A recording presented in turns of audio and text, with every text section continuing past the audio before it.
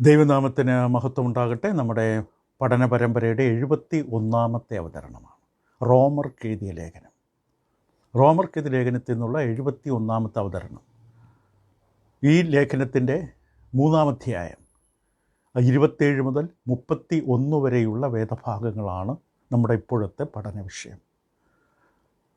ഇതിന് നാം കൊടുത്തിരിക്കുന്ന തലക്കെട്ട് ശ്രദ്ധേയമാണ്: ദയവായി ഞാൻ പറഞ്ഞത് തെറ്റിദ്ധരിക്കരുത്. ഈ തലക്കെട്ടോടുകൂടിയാണ് നമ്മൾ വിഷയത്തെ സമീപിച്ചത്. പൗലോസ് അപ്പോസ്തലൻ ഈ ലേഖനത്തിലൂടെ വിശ്വാസ സമൂഹത്തിന് എഴുതിയതായ പല കാര്യങ്ങളും പലരും തെറ്റായ തരത്തിൽ ചിന്തിക്കുകയും തെറ്റിദ്ധരിക്കുകയും തെറ്റായി വ്യാഖ്യാനിക്കുകയും ചെയ്യുകയുണ്ടായി. 4-ാം അധ്യായത്തിൽ വിശ്വാസത്തെക്കുറിച്ച് പറയാൻ തുടങ്ങുന്നതിന് മുമ്പ് ആ ഒരു തെറ്റുകൾ തിരുത്തുക തൻ്റെ ഉത്തരവാദിത്തമാണ്. താൻ പറഞ്ഞതിലെ തെറ്റല്ല, ജനങ്ങൾ മനസ്സിലാക്കിയതിലെ തെറ്റ്. സാധാരണ ദൈവനെ സംസാരിക്കുന്നവരെല്ലാം ഈ അവസ്ഥ നേരിടാറുണ്ട്.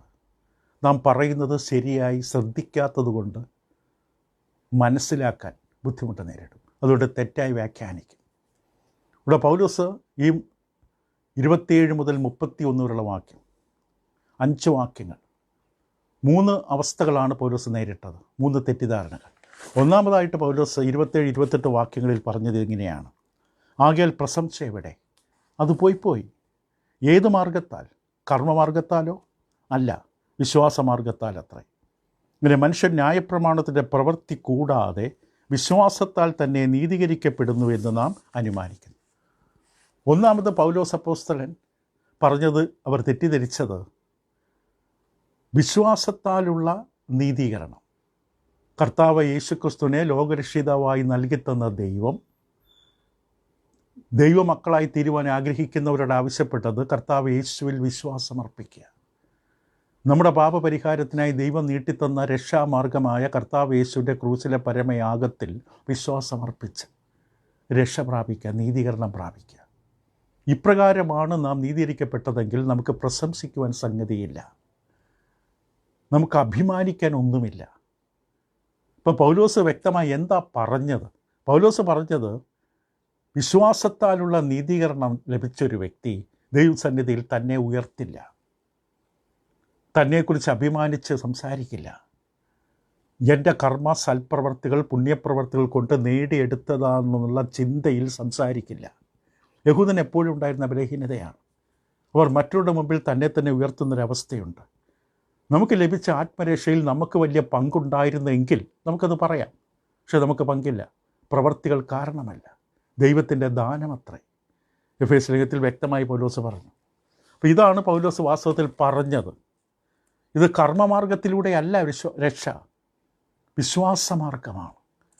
വിശ്വസിക്കുക മാത്രമാണ് ചെയ്തത്. അത് പ്രശംസയ്ക്ക് കാരണമാകുന്നില്ല. അഭിമാനിക്കുക, ദൈവസന്നിധിയിൽ കയറി ചെല്ലുമ്പോൾ തലയുയർത്തി ഞാൻ കർമ്മപ്രവൃത്തികൾ ചെയ്തു, സൽപ്രവൃത്തികളും പുണ്യപ്രവൃത്തികൾ ചെയ്തതിൻ്റെ ഫലമായിട്ടാണ് എനിക്ക് ദൈവ പൈതലാകുവാൻ കഴിഞ്ഞത് എന്ന ധാരണയിൽ നാം ദൈവത്തിൻ്റെ മുമ്പിൽ പറയുന്ന വാക്കുകൾ അഹങ്കാരവും ധിക്കാരവും നിഗളവുമാകരുത്, വിനയവും എളിമയുമായിരിക്കണം. ഒരു കാര്യം നാം വ്യക്തമായി തന്നെ മനസ്സിലാക്കി, ഒരു മനുഷ്യനും സ്വന്തം കഴിവ് കൊണ്ട്, സ്വന്തം അധ്വാനം കൊണ്ട് സ്വർഗത്തിൽ പോകാൻ പറ്റില്ല. ആർക്കും സ്വർഗത്തിൽ പോകാൻ പറ്റില്ല. ആത്മപ്രശംസ നടത്തുന്ന ഒരാൾക്കും സ്വർഗത്തിൽ എത്തിച്ചേരാൻ പറ്റില്ല. ഇനി പൗലോസ് അല്ല പറഞ്ഞത് എന്ന് നമുക്ക് കേൾക്കാം. പൗലോസ് പറഞ്ഞു, വിശ്വാസത്താലാണ് നീതീകരണം. ഇതാണ് പൗലോസ് പറഞ്ഞത്. അത് കാരണം പ്രശംസയ്ക്ക് വഴിയില്ല. വിശ്വാസത്താലാണ് നീതീകരണം, അതുകൊണ്ട് തന്നെ പ്രശംസയ്ക്ക് വഴിയില്ല. വിശ്വാസത്താൽ നീതീകരണം, അല്ലാതെ വേറെ മാർഗമില്ല. ഇനി പൗലോസ് എന്തല്ല പറഞ്ഞത്? ഇപ്പോൾ പൗലോസ് 3-ാം അധ്യായത്തിൻ്റെ 27-28 വാക്യങ്ങളിൽ പറഞ്ഞു വ്യക്തമായി, നമ്മുടെ കർമ്മം കൊണ്ട്, സൽപ്രവൃത്തി കൊണ്ട് നാം രക്ഷ പ്രാപിച്ചില്ല. കർത്താവ് യേശുവിലെ വിശ്വാസത്താലാണ് നമുക്ക് നീതീകരണം, രക്ഷ, പാപമോചനമെല്ലാം ലഭിച്ചത്. ഒരു ഇംഗ്ലീഷിൽ ഇങ്ങനൊരു പാട്ടുണ്ട്: my hope is built nothing less than Jesus blood and righteousness. കാരണം യേശുവിൻ്റെ രക്തത്തിലെ നീതിയിൽ മാത്രമാണ് എൻ്റെ പ്രത്യാശ പണിയപ്പെട്ടിരിക്കുന്നത്. ഇതാണ് ആ പാട്ടിൻ്റെ ആശയം. യേശുക്രിസ്തുവിൻ്റെ രക്തത്താലും യേശുക്രിസ്തുവിന് ലഭിച്ച നീതിയാലും എൻ്റെ പ്രത്യാശ പണിയപ്പെട്ടിരിക്കുന്നു. ആ സത്യം ഒരിക്കലും കാണാതെ പോകരുത്. ആ സത്യം വളരെ പ്രധാനമാണ്. അപ്പോൾ നാം പൗലോസ് എന്തല്ല ഉദ്ദേശിച്ചത്, എന്തല്ല പറഞ്ഞത് കൂടി നമ്മൾ ചിന്തിക്കുമ്പോൾ വ്യക്തമായി ബോധ്യപ്പെടണം. വിശ്വാസത്താലാണ് നാം രക്ഷിക്കപ്പെട്ടതെന്ന് പൗലോസ് പറഞ്ഞു. പക്ഷേ വിശ്വാസം മാത്രം മതി എന്ന് പൗലോസ് പറഞ്ഞില്ല. വിശ്വാസം മാത്രം മതി എന്ന് പൗലോസ് പറഞ്ഞില്ല. ഇവിടെയാണ് മാർട്ടിൻ ലൂതറിൻ്റെ ആ ഒരു ആശയം നാം വ്യക്തമായി മനസ്സിലാക്കേണ്ടത്. 1483 മുതൽ 1546 വരെ ജീവിച്ചിരുന്ന ഒരു പുരോഹിതനായിരുന്നു മാർട്ടിൻ ലൂതർ. അദ്ദേഹം പുതിയ നിയമം ജർമ്മൻ ഭാഷയിലേക്ക് പരിഭാഷപ്പെടുത്തുമ്പോൾ റോമലേഖനം 3:28 അങ്ങനെ മനുഷ്യൻ ന്യായപ്രമാണത്തെ പ്രവൃത്തി കൂടാതെ വിശ്വാസത്താൽ തന്നെ നീതീകരിക്കപ്പെടുന്നു എന്ന് നാം അനുമാനിക്കുന്ന സ്ഥലത്ത് വിശ്വാസം മാത്രം കൊണ്ട് നീതീകരിക്കപ്പെടുന്നു എന്നാക്കി. വിശ്വാസം മാത്രം കൊണ്ട് നീതീകരിക്കപ്പെടുന്നു ആക്കി. ഇദ്ദേഹം ഒരു പുരോഹിതനായിരുന്നു, കത്തോലിക്ക പുരോഹിതനായിരുന്നു. റോമൻ കത്തോലിക്ക സഭയുടെ പല തെറ്റുകുറ്റങ്ങളെക്കുറിച്ച് മോഹഭംഗം സംഭവിച്ച് വല്ലാതെ വേദനിപ്പിക്കപ്പെട്ട ഒരു മനുഷ്യൻ. അപ്പോൾ ആ റോമൻ കത്തോലിക്ക സഭയുടെ പ്രവർത്തികളിൽ അടിസ്ഥാനപ്പെട്ട വിശ്വാസമെന്ന വ്യവസ്ഥയ്ക്കെതിരെ കുറച്ച് അമിത പ്രതികരണം നടത്തുകയുണ്ടായി. അതുകൊണ്ട് പ്രവൃത്തി എന്ന് കേൾക്കുമ്പോൾ തന്നെ തനിക്ക് ഹാലിളകും. ആ പ്രവൃത്തി എന്നുള്ള വിഷയത്തോടുള്ള എതിർപ്പ് നിമിത്തമാണ് വിശ്വാസം മാത്രം മതി എന്ന ചിന്ത തൻ്റെ മനസ്സിലുണ്ടായത്. വിശ്വാസം മാത്രം മതി രക്ഷപ്പെടാൻ, പാപബോധനത്തിന്, നീതീകരണത്തിന് വിശ്വാസം മാത്രം മതി. പക്ഷേ ഇത് പിന്നീട് യാക്കോബിൻ്റെ ലേഖനം 2:24 കൂടി ജനങ്ങൾ കേൾക്കാൻ ഇടവന്നപ്പോൾ ജനങ്ങളാകപ്പെടെ അങ്കലാപ്പിലായി. രണ്ടും തമ്മിൽ വൈരുദ്ധ്യം തോന്നി. എന്താണ് യാക്കോബ് 2:24 യാക്കോബ് പറഞ്ഞത്? യാക്കോബ് ഇപ്രകാരം പറയുകയുണ്ടായി, അങ്ങനെ മനുഷ്യൻ വെറും വിശ്വാസത്താലല്ല പ്രവർത്തികളാൽ തന്നെ നീതീകരിക്കപ്പെടുന്നു നിങ്ങൾ കാണുന്നു. പ്രവർത്തികളാൽ നീതീകരിക്കപ്പെടുന്നു എന്ന് കാണുന്നു. യാക്കോബ് പറയുന്നത് ഒരു വിശ്വാസി, രക്ഷിക്കപ്പെട്ട വിശ്വാസിയിൽ ഉണ്ടായിരിക്കേണ്ട സൽപ്രവൃത്തികളെക്കുറിച്ചാണ്. പക്ഷെ അത് മനസ്സിലാക്കാൻ ബുദ്ധിമുട്ടുന്നു. കാരണം മാർട്ടിൻ ലൂതർ എഴുതി വച്ചിരിക്കുന്ന ജർമ്മൻ ബൈബിളിൽ വിശ്വാസം മാത്രം മതി നീതീകരിക്കപ്പെടാൻ. പക്ഷേ യാക്കോബ് പറയുന്നു ന്യായപ്രമാണ വിശ്വാസത്തിൻ്റെ പ്രവൃത്തികളും കൂടെ വേണം നീതീകരിക്കപ്പെടാൻ. ഇത് മാർട്ടിൻ ലൂതർ കണ്ട പരിഹാര രസകരമാണ്. മാർട്ടിൻ ലൂതർ പറഞ്ഞു, യാക്കോബിൻ്റെ ലേഖനം സത്യമല്ല, അത് വെറും വക്യോലിന് തുല്യം ചവറാണ്. പിന്നെ യാക്കോബിൻ്റെ ലേഖനത്തെ ഉപേക്ഷിച്ചു. മാർട്ടിൻ ലൂതറിൻ്റെ ആശയത്തോട് ഐക്യദാർഢ്യം പ്രഖ്യാപിച്ച പലരുണ്ടായിരുന്നു. അതെപ്പോഴും അങ്ങനെയാണ് ഭൂമിയിൽ. പലരും ഒരു കാര്യം പറയുന്നത് കൊണ്ടൊരു കാര്യം വാസ്തവമാകില്ല. അനേകം ആൾക്കാർ ഒരു കാര്യത്തെ പിന്തുണച്ചതുകൊണ്ട് അത് വാസ്തവമാകില്ല. അതുകൊണ്ട് ഇവാഞ്ചലിക്കൽ ക്രിസ്ത്യാനിറ്റി എന്ന് പറയുന്ന ക്രിസ്തീയ മത ലോകത്ത് അവരുടെ പ്രധാനപ്പെട്ട ഉപദേശമാണ് വിശ്വാസം മാത്രം മതി, രക്ഷിക്കപ്പെടുവാൻ വിശ്വാസം മാത്രം. ഒരു സംശയമില്ല, ലൂതറിൻ്റെ ചിന്ത തെറ്റായിരുന്നു. ലൂതറിൻ്റെ ശ്രമങ്ങൾ അനുമോദിക്കേണ്ടതാണ്. റോമൻ കത്തോലിക്ക സഭയുടെ അടിച്ചമർത്തപ്പെട്ട ബന്ധനത്തിൽ നിന്ന് അനേകം ആൾക്കാരെ പുറത്തു കൊണ്ടുവരാൻ അദ്ദേഹത്തിന് സാധിച്ചുവെങ്കിലും, പ്രത്യേകിച്ച് ജർമ്മൻ ഭാഷയിലേക്ക് ബൈബിൾ പരിഭാഷപ്പെടുത്തിയതിലൂടെ ഒരു വലിയ സേവനമാണ് അദ്ദേഹം നടത്തിയതെങ്കിലും അദ്ദേഹത്തിൻ്റെ ഈ വചനത്തോട് കൂട്ടിച്ചേർത്ത നടപടി തീർച്ചയായും തെറ്റാണ്. ശ്രദ്ധിക്കുക, ഇപ്പം മാർട്ടിൻ ലൂതർ വ്യക്തിപരമായിട്ട് ഞാൻ വിശ്വസിക്കുന്നു, വിശ്വാസം മാത്രം മതി എന്ന് പറയുന്നത് ഒന്നാണ്, ഒരവസ്ഥ. ഇപ്പോൾ മാർട്ടിൻ ലൂതർ പറയുന്നത് എൻ്റെ അഭിപ്രായം രക്ഷ പ്രാപിക്കാൻ വിശ്വാസം മാത്രം മതി എന്നാണ് എൻ്റെ അഭിപ്രായം എന്ന് മാർട്ടിൻ ലൂതർ പറഞ്ഞാൽ അതൊരവസ്ഥ. പക്ഷെ അതേ സമയത്ത് ഇത് ദൈവം പറഞ്ഞതാണ് എന്ന് പറഞ്ഞ് വചനത്തോട് കൂട്ടിച്ചേർക്കുന്നത് ഗുരുതരമായ തെറ്റ്. ദൈവം പറഞ്ഞിട്ടില്ല, പൗലോസ് അത് പറഞ്ഞിട്ടില്ല. പൗലോസ് അങ്ങനെയല്ല പറഞ്ഞു, വിശ്വാസം മാത്രം മതി, വേറെ ഒന്നും വേണ്ട എന്ന് പൗലോസ് പറഞ്ഞില്ല, ദൈവം പറഞ്ഞിട്ടില്ല. ദൈവം പറയാത്തതുകൊണ്ട് പൗലോസ് പറഞ്ഞിട്ടില്ല. പക്ഷേ മാർട്ടിൻ ലൂതർ ജർമ്മൻ ഭാഷയിൽ പരിഭാഷപ്പെടുത്തിയ പുതിയ നിയമത്തിൽ അങ്ങനെ എഴുതി ചേർത്തു. ഒന്നാമത്തെ മാർട്ടിൻ ലൂതറിന് സംഭവിച്ച തെറ്റെന്ന് പറയുന്നത് ദൈവനെ വ്യക്തമായി ശക്തമായി ശിക്ഷിക്കുന്ന ഒരു തെറ്റാണ് വചനത്തോട് കൂട്ടിച്ചേർക്കുക. ആവർത്തന പുസ്തകം 4-ാം അധ്യായം 2-ാം വാക്യം, സദൃശവാക്യം 30:6 വചനത്തോട് കൂട്ടിച്ചേർക്കുന്ന കള്ളനാണ്. വെളിപാട് പുസ്തകം 22:18-19 ഇവിടെ എല്ലാം വ്യക്തമായി പറയുന്നുണ്ട്. എൻ്റെ വചനത്തോട് എൻ്റെ പ്രമാണത്തോട് ആരും ഒന്ന് കൂട്ടിച്ചേർക്കരുത്. ആവർത്തന പുസ്തകം 4-ാം അധ്യായം 2-ാം വാക്യത്തിൽ തന്നെ പഴയ നിയമത്തിൽ തന്നെ അത് പറഞ്ഞു. ആവർത്തനം 4:2 വായിച്ച് കേൾക്കാം. ഞാൻ നിങ്ങളോട് കൽപ്പിക്കുന്ന നിങ്ങളുടെ ദൈവമായ യഹോവയുടെ കൽപ്പനകളെ നിങ്ങൾ പ്രമാണിക്കണം. ഞാൻ നിങ്ങളോട് കൽപ്പിക്കുന്ന വചനത്തോട് കൂട്ടുകയോ അതിൽ നിന്ന് കുറയ്ക്കുകയോ ചെയ്യരുത്. ഇത് വെളിപാട് പുസ്തകത്തിലും കാണാം. സദൃശവാക്യത്തിൽ അങ്ങനെ ചെയ്താൽ അവൻ കള്ളനെന്ന് ദൈവം വിളിക്കും. ദൈവം പറഞ്ഞതിനോട് കൂട്ടിച്ചേർക്കാൻ, എടുത്തു കളയാൻ, ദൈവം പറഞ്ഞത് പഠിപ്പിക്കാതെ മറച്ചു പിടിക്കുക തെറ്റാണ്. അത് ആ വ്യക്തിയുടെ കള്ളത്തരമാണ്. രണ്ടാമത് മാർട്ടിൻ സംഭവിച്ച തെറ്റ്, വചനത്തോട് ഒരു കാര്യം നമ്മൾ കൂട്ടിച്ചേർക്കാൻ തുടങ്ങിയാൽ, ഏദൻ തോട്ടത്തിൽ വെച്ച് ഹവ്വയ്ക്ക് സംഭവിച്ചതുപോലെ. വിഷത്തിൻ്റെ പോലെ തുടരുത് എന്ന് വരെ ദൈവം പറഞ്ഞിട്ടുണ്ടെന്ന് പറഞ്ഞു. ദൈവം ഇങ്ങനെ പറഞ്ഞായിട്ട് വചനത്തിൽ കാണുന്നില്ല. ദൈവനത്തോട് കൂട്ടിച്ചേർക്കാൻ തുടങ്ങിയാൽ അത് തുടർന്നുകൊണ്ടേയിരിക്കും. കൂട്ടിച്ചേർക്കലുകൾ. ലൂതറിൻ്റെ അനുയായികൾ അവസാനം ഇത് വലിയ പ്രാധാന്യമില്ലാത്തൊരു വിഷയമാണെന്ന തരത്തിൽ അതിനെ അവഗണിച്ച് കളയാൻ തുടങ്ങി. അനേക നൂറ്റാണ്ടുകളിൽ ഈ വിശ്വാസം മാത്രം എന്ന അവസ്ഥ ഉപയോഗിച്ചത് ദൈവവചനമനുസരിച്ച് സ്നാനമേൽക്കുന്ന ശുശ്രൂഷ ആവശ്യമില്ല എന്ന് വരുത്തി തീർക്കാനാണ്.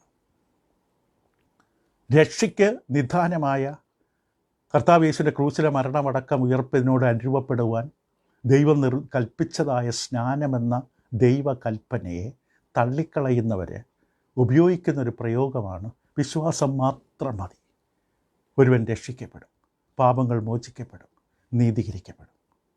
ഇപ്പോൾ ഈ ലൂതറിലൂടെ വന്നതായ ഈ ഒരു ചിന്താഗതി, വിശ്വാസം മാത്രം എന്ന ചിന്താഗതി യഥാർത്ഥത്തിൽ മനുഷ്യരെ രക്ഷയിൽ നിന്ന് അകറ്റുവാൻ ഉപയോഗിക്കപ്പെട്ടു.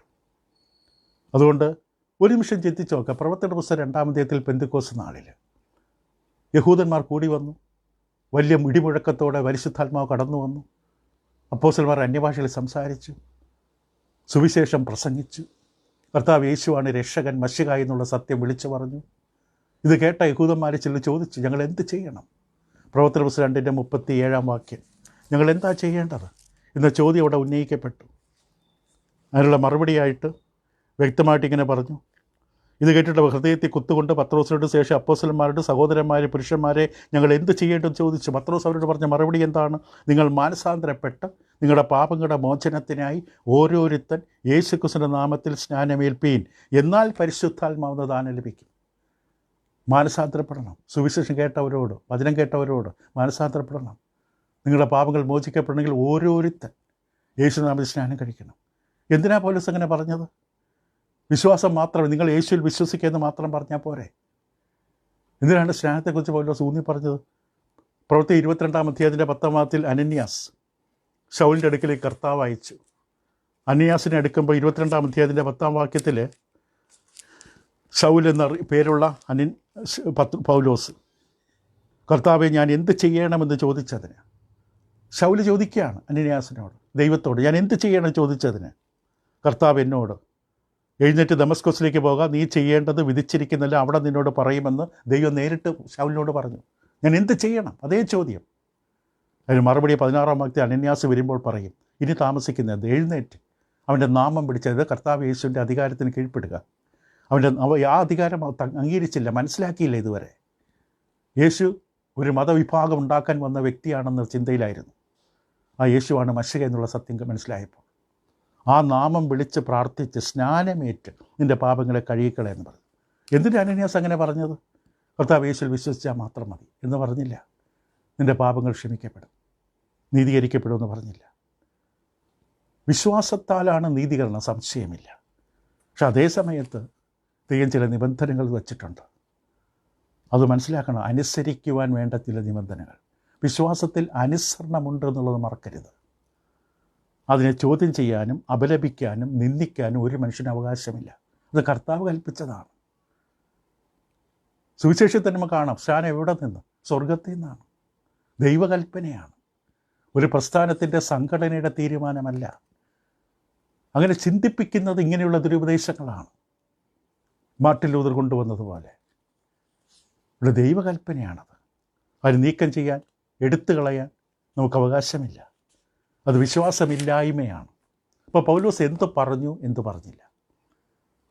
ന്യായപ്രമാണത്തിലല്ല, യേശുക്രിസ്തുവിലുള്ള വിശ്വാസത്താൽ നീതീകരിക്കപ്പെടും എന്നേ പറഞ്ഞുള്ളൂ. വിശ്വാസം മാത്രം മതി എന്ന് പൗലോസ് പറഞ്ഞില്ല. രണ്ടാമത് പൗലോസ് പറഞ്ഞ് തെറ്റിദ്ധരിച്ചത് എവിടെയാണ്? റോമലേഖനം 3:29-30 വാക്യങ്ങൾ. അല്ല, ദൈവം യഹൂദന്മാരുടെ ദൈവം മാത്രമോ? ജാതികളുടെ ദൈവമല്ലയോ? അതെ, ജാതികളുടെയും ദൈവം തന്നെ, ജാതികളുടെ ദൈവമാകുന്നു. ദൈവം ഏകനല്ലോ. അവൻ വിശ്വാസം മൂലം പരിച്ഛേദനക്കാരെയും വിശ്വാസത്താൽ അഗ്രചർമ്മികളെയും നീതീകരിക്കുന്നു. ശ്രദ്ധിക്കാൻ നമുക്ക് ഒരു ഭാഗം മാത്രം നമ്മൾ ചിന്തിക്കാൻ സമയമുള്ളൂ, അത് പൂർണ്ണമായി ലഭിക്കുകയില്ല. പൗലോസ് എന്താ പറഞ്ഞത്? പൗലോസിലുള്ള ദൈവാത്മാവ് എന്താ പറഞ്ഞത്? അപ്പോൾ ഇതിനകം തന്നെ 28 വാക്യം നമ്മൾ കണ്ടു കഴിഞ്ഞു. മനുഷ്യൻ വിശ്വാസത്താൽ നീതീകരിക്കപ്പെടുന്നു, ന്യായപ്രമാണത്തിൻ്റെ പ്രവൃത്തി കൂടാതെ. ന്യായപ്രമാണത്തിൻ്റെ, അതായത് ആചാരാനുഷ്ഠാനങ്ങളും സൽപ്രവൃത്തികളൊന്നുമല്ല മനുഷ്യരുടെ നീതീകരണത്തിന് ആധാരം വിശ്വാസമാണെന്ന് വ്യക്തമായി പറഞ്ഞു. ഇങ്ങനെയുള്ള പ്രസ്താവന യഹൂദന് വളരെയധികം അസഹിഷ്ണുതയുണ്ടാക്കും. അവന് വളരെയധികം കുറ്റബോധമുണ്ട്, പ്രയാസമുണ്ടാക്കും. കാരണം യഹൂദന്മാരുടെ കാഴ്ചപ്പാടിൽ മോശയുടെ ന്യായപ്രമാണം ലഭിച്ചിരിക്കുന്ന അവരെ സംബന്ധിച്ച് അവർ പ്രത്യേകതയുള്ളവരാണ് എന്ന ധാരണയാണ്. മോശയുടെ ന്യായപ്രമാണം ദൈവത്തിൻ്റെ അരുളപ്പാടുകൾ നമ്മുടെ പക്കൽ വരവേൽപ്പിച്ചിരിക്കുന്നു. അതുകൊണ്ട് അവർക്കൊരു പ്രത്യേകമായൊരു ചിന്തയുണ്ട്. അതുകൊണ്ട് ഒരു പിടിവാശിയോടുകൂടി അവർ ഉറച്ചു നിന്നു, ഞങ്ങൾ പുറജാതികളെക്കാളും കേമന്മാരാണ്. യവനദേശക്കാർ, പുറജാതികൾ, അവിശ്വാസികളായ യവനദേശ സമൂഹത്തെക്കാൾ ഞങ്ങൾ പ്രത്യേകതയുള്ളവരാണ്. ഇതിനകം തന്നെ 1-ാം അധ്യായത്തിൻ്റെ 18 മുതൽ 3-ാം അധ്യായത്തിൻ്റെ 20 വരെ പൗലോസ് അപ്പോസ്തലൻ വ്യക്തമായി പറഞ്ഞ് യഹൂദനും പുറജാതികളും ഒരേ രീതിയിൽ തന്നെ പാപം ചെയ്ത് ദൈവസന്നിധിയിൽ കുറ്റക്കാരാണ്.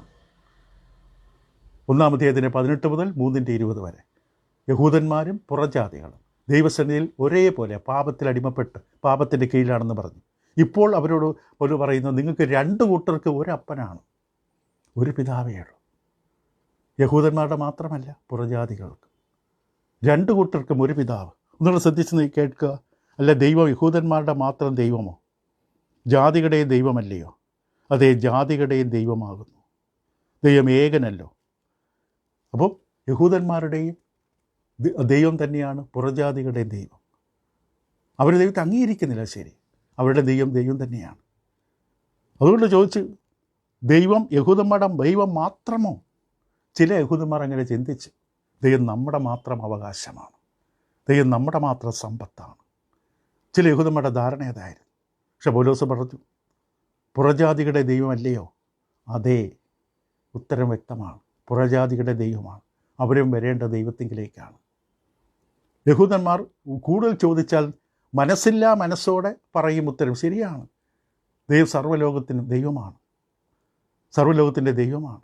ഇപ്പോൾ കൂടുതൽ നിർബന്ധിക്കുമ്പോൾ വൈമനസ്സത്തോടെ അവർ സമ്മതിക്കും, ശരിയാണ്, ദൈവം സൃഷ്ടാവാണ്, ഭരണാധികാരിയാണ്, ന്യായാധിപനാണ്, സകല മനുഷ്യരുടെയും ദൈവമാണ്.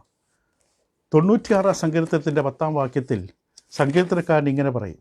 96-ാം സങ്കീർത്തനം അതിൻ്റെ 10-ാം വാക്യം, സങ്കീർത്തൻ്റെ വാക്കുകൾ കേൾക്കാം. യഹോവ വാഴുന്നു, അത് ജാതികളുടെ ഇടയിൽ പറവിൻ. ഭൂലോകവും ഇളകാതെ ഉറച്ചു നിൽക്കുന്നു, അവൻ ജാതികളെ നേരോടെ വിധിക്കും. യിരെമ്യാ പ്രവാചകൻ്റെ പുസ്തകത്തിൻ്റെ 10-ാം അധ്യായം 7-ാം വാക്യത്തിൽ യിരെമ്യാ പ്രവാചകനോട് പറഞ്ഞ സാക്ഷ്യം ഇങ്ങനെയാണ്. യിരെമ്യാവ് 10:7.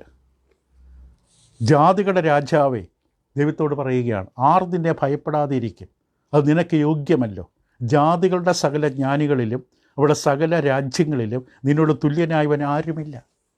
ദൈവം എല്ലാവരുടെയും ദൈവമാണ്. പക്ഷേ യഹൂദനെ സംബന്ധിച്ച് ദൈവം പുറജാതികളെയും രക്ഷിക്കേണ്ട രക്ഷകനാണ് എന്നുള്ള സത്യം അംഗീകരിക്കാൻ കുറച്ച് ബുദ്ധിമുട്ടായിരുന്നു. പൗലോസ് ചോദിക്കുകയാണ് 29-ാം വാക്യത്തിൽ, അല്ല, ദൈവം യഹൂദന്മാരുടെ ദൈവം മാത്രമോ? ജാതികളുടെയും ദൈവമല്ലയോ? അതേ, ജാതികളുടെയും ദൈവമാകുന്നു. അതേ, ജാതികളുടെയും ദൈവമാകുന്നു. ഇപ്പോൾ പൗലോസ് ഉപസംഹരിക്കുന്ന വ്യക്തമായിട്ട് യഹൂദ മതത്തിൻ്റെ അടിസ്ഥാന സത്യത്തെ ഓർമ്മപ്പെടുത്തുകയാണ്. ഏകദൈവ വിശ്വാസം, മോണോതീസം. മോണോ എന്ന് പറഞ്ഞാൽ ഏകം എന്നുള്ളതിൻ്റെ യവനവാക്ക്. തിയോസ് എന്ന് പറഞ്ഞാൽ ദൈവം എന്നുള്ള യവനവാക്ക്. അതിൽ നിന്ന് വന്ന പദമാണ് മോണോതീസം, ഏകദൈവ വിശ്വാസം. എല്ലാ യഹൂദനും, ഭക്തരായ എല്ലാ യഹൂദനും രാവിലെ ദൈവസന്നിധിയിൽ വരുമ്പോൾ ഏറ്റുപറയുന്നൊരു സത്യമുണ്ട്. ആവർത്തന പുസ്തകം 6-ാം അധ്യായത്തിൻ്റെ 4-ാം വാക്യത്തിലുള്ള ആ പ്രമാണം. ആവർത്തന പുസ്തകം 6-ാം അധ്യായം 4-ാം വാക്യത്തിൽ ദൈവം തൻ്റെ ജനത്തോട് ഇങ്ങനെ പറഞ്ഞു, ഇസ്രയേലെ കേൾക്ക, യഹോവ നമ്മുടെ ദൈവമാകുന്നു, യഹോവ ഏകൻ തന്നെ. കേൾക്ക എന്ന എബ്രായ പദം ഷമ്മ എന്ന വാക്കാണ്. ഇതിന് യഹൂദന്മാരുടെ ഇടയിൽ ഷമ്മ എന്ന് പറയും. എല്ലാ ഭക്തരായ യഹൂദന്മാരും എല്ലാ ദിവസവും ഏറ്റുപറയുന്നതാണ്, യഹോവ ഏകൻ തന്നെ. ഇസ്രയേലെ കേൾക്ക, യഹോവ ഏകൻ തന്നെ. അപ്പോൾ പൗലോസ് ചോദിക്കുന്നത്, ഈ ദൈവം ഏകനാണെങ്കിൽ ദൈവം യഹൂദൻ്റെ മാത്രം ദൈവമാണോ? ദൈവം ഏകനാണെങ്കിൽ ലോകത്തിലെ സകല മനുഷ്യരുടെയും ദൈവമല്ലേ? യഹൂദൻ്റെ മാത്രം ദൈവമാണ്.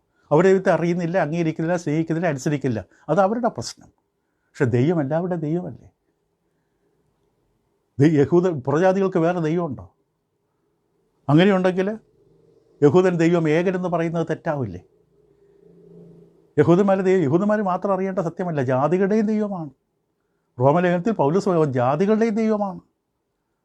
ഇപ്പം ദൈവം ജാതികളുടെയും ദൈവമാണെങ്കിൽ സ്വാഭാവികമാണ് സകല മനുഷ്യരുടെയും വീണ്ടെടുപ്പ് ദൈവത്തിൻ്റെ പദ്ധതിയാണ്. യഹൂദന്മാരുടെ മാത്രം വീണ്ടെടുപ്പല്ല, സകല മനുഷ്യരുടെ വീണ്ടെടുപ്പ് ദൈവ പദ്ധതിയാണ്. ഇപ്പം പൗലോസ് റോമലേഖനത്തിൻ്റെ പ്രാരംഭത്തിൽ തന്നെ പറഞ്ഞൊരു പ്രസ്താവനയുണ്ട് സുവിശേഷത്തെക്കുറിച്ച്. റോമലേഖനം 1:16 പറഞ്ഞു, സുവിശേഷത്തെക്കുറിച്ച് എനിക്ക് ലജ്ജയില്ല, വിശ്വസിക്കുന്ന ഏവനും ആദ്യം യഹൂദനും പിന്നെ യവനനും, അതായത് പുറജാതിക്കാരനും, അത് രക്ഷയ്ക്കായി ദൈവശക്തിയാണ് സുവിശേഷം. സുവിശേഷം സകല മനുഷ്യർക്കും, സർവ്വഭൂമിയിലും സകല മനുഷ്യർക്കും വേണ്ടതാണത്. അതിലേക്കിലാണ് തിരിച്ചു കൊണ്ടുവരുന്നത്. ആ സത്യത്തെ ഓർമ്മപ്പെടുത്തുകയാണ്. അപ്പം ദൈവം പുറജാതികളുടെ ദൈവമാണ്.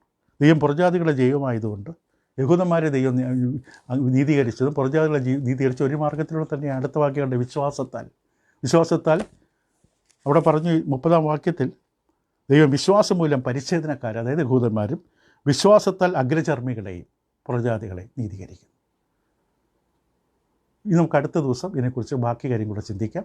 ഇപ്പോൾ പൗലോസ് എന്തു പറഞ്ഞു? പൗലോസ് പറഞ്ഞു ദൈവം ഏകനാണ്. യഹൂദൻ്റെ മാത്രം അവകാശമല്ല, പുറജാതികളും വരേണ്ടത് ഈ ദൈവത്തിലേക്കാണ്. യഹൂദന്മാരുടെ ഉത്തരവാദിത്തമാണ് ഈ പുറജാതികൾക്ക് ദൈവത്തെ കാണിച്ചു കൊടുക്കാൻ. അവരുടെ ജീവിതത്തിലൂടെ ഏകസത്യ വിശ്വാസത്തിൽ ഉറച്ചു നിൽക്കുന്ന യഹൂദന്മാർ ലോകത്തിൻ്റെ വിളക്കായി നിൽക്കേണ്ടവരാണ്, വെളിച്ചമായി നിൽക്കേണ്ടവരാണ്, ഇരുട്ടിക്കിടക്കുന്ന മറ്റുള്ളവർക്ക് പ്രകാശമാകേണ്ടവരാണ്. പക്ഷെ അവർക്ക് പരാജയമായി. ഇന്നും ഭൂമിയിൽ ദൈവം തൻ്റെ ജനത്തെ, കർത്താവിൻ്റെ സഭയെ വെളിച്ചമായി വെച്ചിരിക്കുകയാണ്, ജ്യോതിസുകളെ പോലെ പ്രകാശിക്കാൻ. സുവിശേഷത്തിന് യോഗ്യമായി ജീവിക്കുന്നൊരു വിശ്വാസി തൻ്റെ ജീവിതം കൊണ്ട് മറ്റുള്ളവർക്ക് സത്യ ദൈവത്തെ കാണിച്ചു കൊടുക്കേണ്ടതാണ്. രക്ഷയുടെ ആവശ്യത്തെ ബോധ്യപ്പെടുത്തേണ്ടതാണ്. അത് അവസാനം കണക്ക് ചോദിക്കും ദൈവം. യഹൂദൻ്റെ ഈ വലിയ വിളി അവർ തള്ളിക്കളഞ്ഞു. ഈ ഉത്തരവാദിത്തത്തിൽ പരാജയപ്പെട്ടു. അതവർക്ക് നാശത്തിന് കാരണമായി.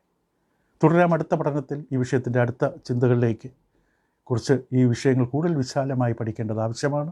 അവിടെ പൗലോസ് എന്തല്ല പറഞ്ഞത്, പൗലോസ് പറഞ്ഞ് എങ്ങനെയാണ് തെറ്റായി വ്യാഖ്യാനിച്ചത്, തെറ്റിദ്ധരിച്ചത് എന്നാണ് നമ്മൾ ചിന്തിച്ചുകൊണ്ടിരിക്കുന്നത്. നമ്മുടെ ജീവിതത്തിലും ദൈവനെ കേൾക്കുമ്പോൾ, വായിക്കുമ്പോൾ നമ്മുടെ ചിന്താഗതികൾ തെറ്റായ വ്യാഖ്യാനത്തിലേക്ക് പോകരുത്. ബറോവയിലുള്ളവരെ പോലെ, ഉത്തമന്മാരെ അവരെ പോലെ കേൾക്കുന്ന പരിശോധിക്കണം. ദൈവൻ ഒരിക്കലും പരസ്പര വിരുദ്ധമായി സംസാരിക്കില്ല. ദൈവത്തിൻ്റെ വചനങ്ങൾ എല്ലാം ഒന്നായിരിക്കും, ഒരേ ലക്ഷ്യത്തിൽ വ്യക്തമായി അത് നമ്മളെ പഠിപ്പിക്കും. നമ്മളതിന് തയ്യാറാകണം. ദൈവം നിങ്ങളെ സഹായിക്കട്ടെ. തുടരാം അടുത്ത ദിവസം. Thank you.